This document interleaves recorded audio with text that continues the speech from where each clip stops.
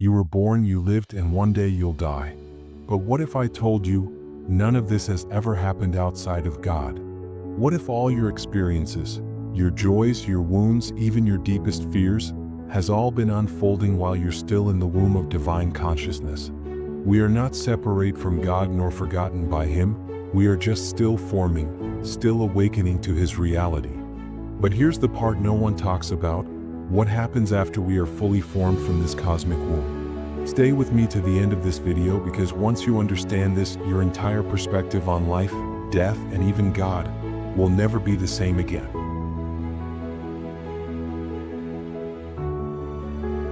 We live our lives believing we've already arrived, that when we were born we entered the world, and now we're here doing our best to survive, succeed, find love, make sense of suffering, and perhaps, if we're lucky, understand our purpose before it all ends. But what if that's not the full story? What if being born wasn't the beginning, but just one layer in a much deeper unfolding? What if your entire life, every decision, every emotion, every thought, is taking place inside something far vaster than you've ever imagined? Not metaphorically, not symbolically, but literally within God. You've never actually been separated from God, because you're still inside the divine. Right now, as you watch this video, your eyes are perceiving a world outside of you. But where does you truly begin and end? Try to find the line where your being stops and the universe starts. You can't, because it's all one field, layered, intricate, conscious. Like a fetus floating in the sacred waters of a womb, you've heard the pulse of something greater your entire life. You've called it intuition, called it love, but it has always been the heartbeat of God. And here's where it gets even more surreal. Mystics, sages, and even some physicists are converging on the same idea. That reality as we know it is a projection, a divine hologram, a dream within a dream. And that everything you've experienced has happened inside this sacred gestational chamber, not outside it. Life isn't an exile, it's a preparation. The ancient Upanishads whispered that the self is not born and does not die, it only appears to. And Gnostic texts tell us the kingdom is already here, hidden in plain sight. So why don't we see it? Because we are not yet fully formed. Our eyes are not yet open. We are, in every sense, still in the womb of God. But we are awakening slowly, painfully, and beautifully. You may have felt it already, a sense that there's something beyond the veil. A deeper truth that flickers through dreams, synchronicities, and silence. And once you sense it, you can't unsense it. This video is not here to give you answers. It's here to remind you of what your soul already knows, that you were never outside of the divine. You are becoming divine within it. In the next moments, we'll walk through 4 revelations that will unravel what it truly means to live, grow, suffer, and transform within God. Each one will peel back another layer of illusion. Each one will carry you closer to the center. And by the end of this journey, the question won't be whether you believe in God. The real question will be, what does it mean to be born from the divine? Because if we are still in the womb of God, then birth is yet to come. And what comes after might just change everything.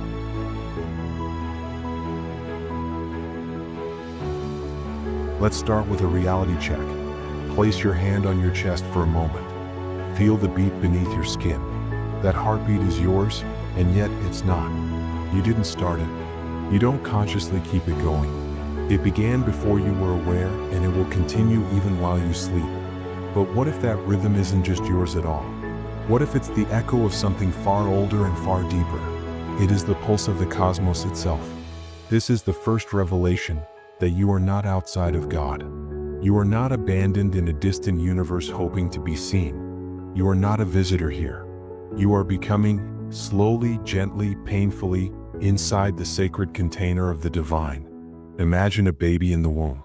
It's not aware of the mother's face, her language, or her name, but it is fully immersed in her reality.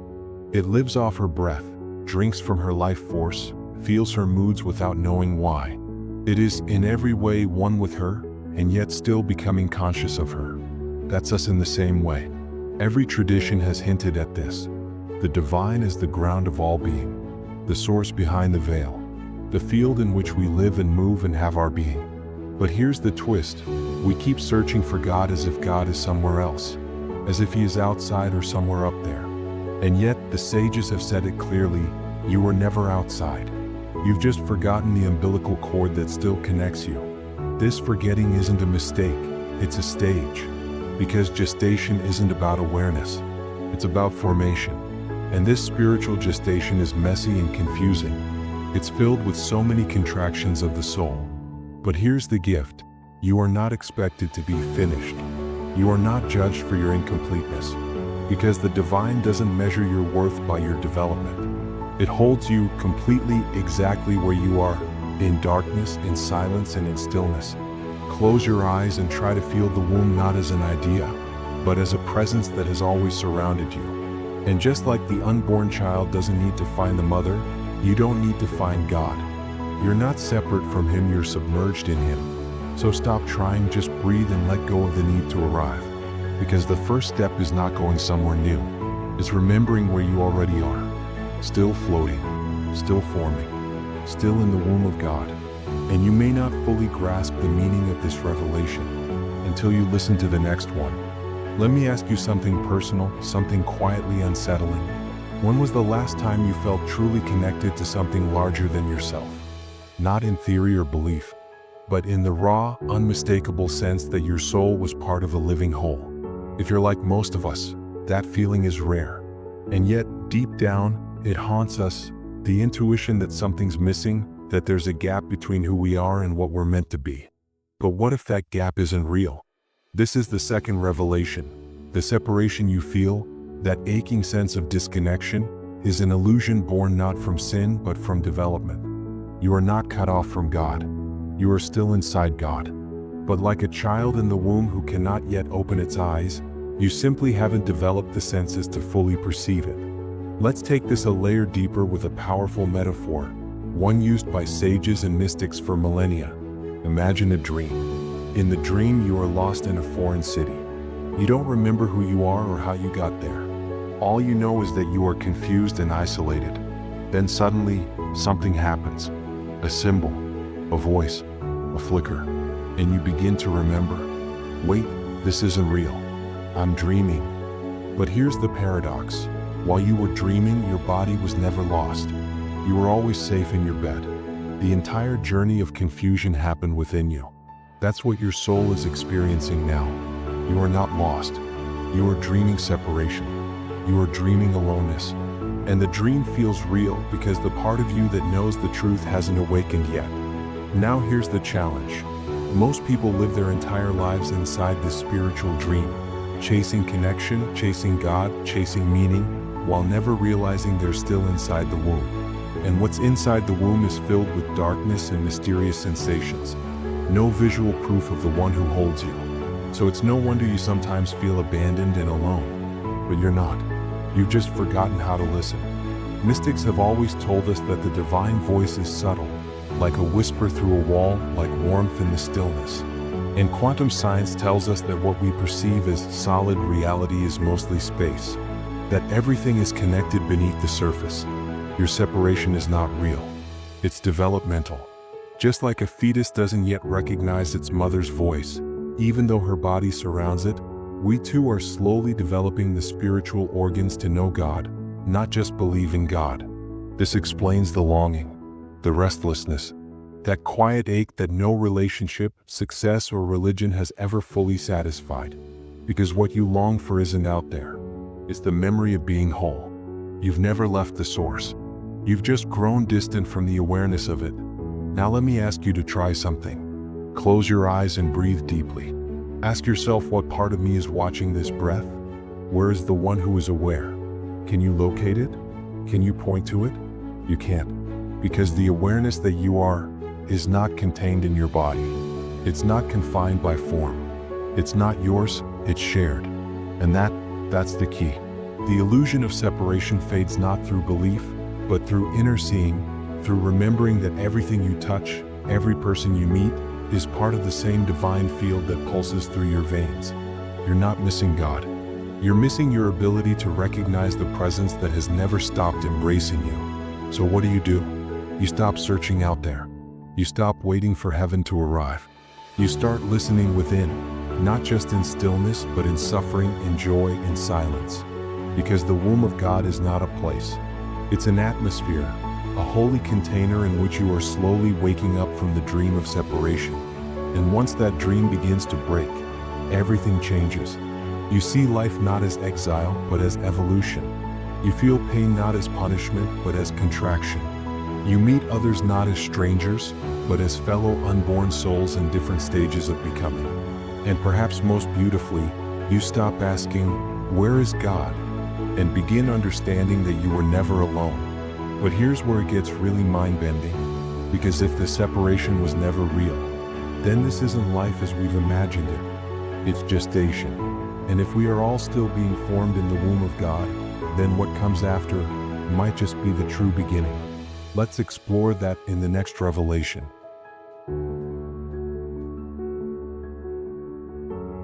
Pause for a moment and try something simple but profound.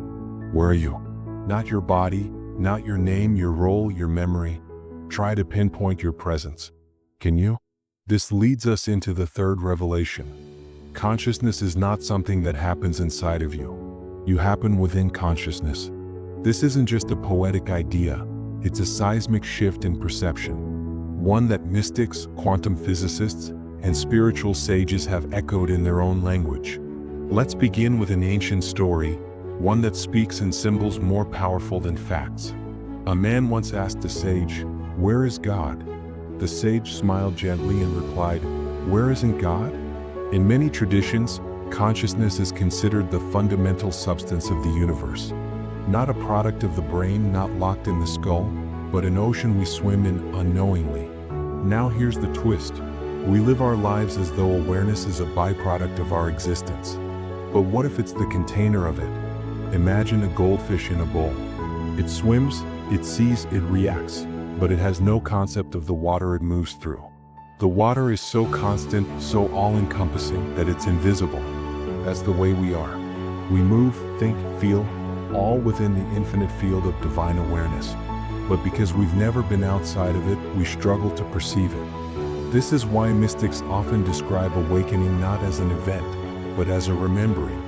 You don't gain spiritual awareness. You slowly dissolve the illusion that you were ever separate from it. In the holographic view of the universe, everything that appears to be out there is encoded with the same information as what's in here. It's not just a metaphor, it's a mirror. What you call you, your personality, your history, your ego, is like a ripple on the surface of a vast ocean. And here's where the personal challenge comes in. Try just for a moment to stop identifying with the ripple and instead feel into the ocean. Who are you if you let go of your name? Who are you before memory? Who are you before birth? The ego resists this because it thrives on identity, but wants to be the story. But consciousness, it's not interested in stories. Consciousness simply is, which means that your thoughts, your feelings, your journey, they all unfold within this divine awareness. This awareness is not neutral, it's nurturing. It is what holds you, sustains you, and breathes you. Every mystical tradition, from Vedanta to Christian mysticism to Sufi poetry, has echoed this in its own tongue. You are not a body that has a soul. You are a soul experiencing a body. Or more precisely, you are consciousness temporarily clothed in form. You're not in the world. The world is in you. Let's return to our baby in the womb metaphor for a moment. The child doesn't know the full extent of its mother's body. It only feels what touches it directly. It feels safe, held, contained, but it cannot yet perceive the full being that surrounds it. That's us in divine consciousness. We are touched by grace, intuition, synchronicity, the fingertips of the divine, but the vastness of God's presence is still out of our undeveloped reach. Now, here's the reality check. Most of us spend our lives focusing on what we can see. We define ourselves by the surface: status, appearance, emotions, opinions. But surface is shadow, form is echo. And just as a fetus hears the heartbeat of the mother long before it understands what a heart is, you too have always heard the rhythm of consciousness, even if you didn't know its name. That ache in your chest when you see beauty, that tear in your eye when you witness pain. So the next time you feel small, remember, you are not the drop looking at the ocean. You are the ocean briefly pretending to be a drop. That silence in your soul that whispers when the world goes quiet, that is the divine awareness calling you back. And here's the evidence. Even in neuroscience, there is a growing riddle. We don't know how consciousness arises. The more we look into the brain, the less we find a source. It's as if the body is a receiver, not a generator, which means the you behind your eyes is not inside your head. It's part of something endless. And if this is true, if consciousness is the divine womb that contains all life, then you are not only surrounded by God, you are the awareness of God waking up from within itself. Let this thought settle in for a moment. Let it transform the way you see everyone and everything. Because if you've always been inside consciousness, then what you call awakening is not reaching out. It's opening your eyes for the very first time from the inside. And now, let's move even deeper. Because if we are still in the womb of God, and our entire lives are taking place inside divine awareness, then what is the purpose of our suffering? The next revelation might answer a question you've held for years, and it might break your heart wide open in the best way. Why do we suffer? If we are still in the womb of God, still held in divine presence, still part of consciousness itself, then why do we feel pain? Why do we grieve, lose, ache, and break? This is one of the oldest human questions, and for many it's the hardest to answer. But here is the fourth revelation. Suffering is not a punishment. It is a contraction and part of the birthing process. Let's return to the image that's carried us through this journey, the child in the womb. Inside the womb, the baby is safe and warm. But then something happens, such as tightening or discomfort. The womb that once felt like home begins to press inward. The heartbeat of the mother becomes louder. The rhythm changes. The child doesn't know it yet, but it's being born. From the baby's perspective, everything is falling apart. But from the higher view, life is just beginning. This is the role suffering plays in our lives. Suffering feels like a rupture or something is going wrong. But what if it's a sign that something deeper is going right? What if the pain is not exile but expansion? This idea shows up across spiritual traditions. The mystics often speak of the dark night of the soul, not as divine abandonment, but as a sacred initiation. Because here's the truth. Nothing awakens consciousness faster than crisis. When things are easy, we coast and forget. But when life contracts, when we lose, when we're shaken, we begin to ask deeper questions. We begin to reach for something more. We begin to remember. Just like a fetus kicking against the womb wall, we begin to push, not knowing we're being drawn toward light. Now let's get even more personal. Think back on the moments in your life that changed you most. Were they the easy ones? Or were they the times when your heart was breaking, when your plans failed, when everything felt like it was unraveling? Those were your contractions. The universe wasn't turning away from you. It was turning you inside out. Here's a reality check, and a healing one. The pain you carry is not proof of divine absence. It's a signal that your soul is outgrowing its current form. Spiritual teachings often tell us that God will never give you more than you can handle. But what if it's more accurate to say, God allows what is needed for your true birth? This is not easy. It's not light or fluffy, but it's sacred.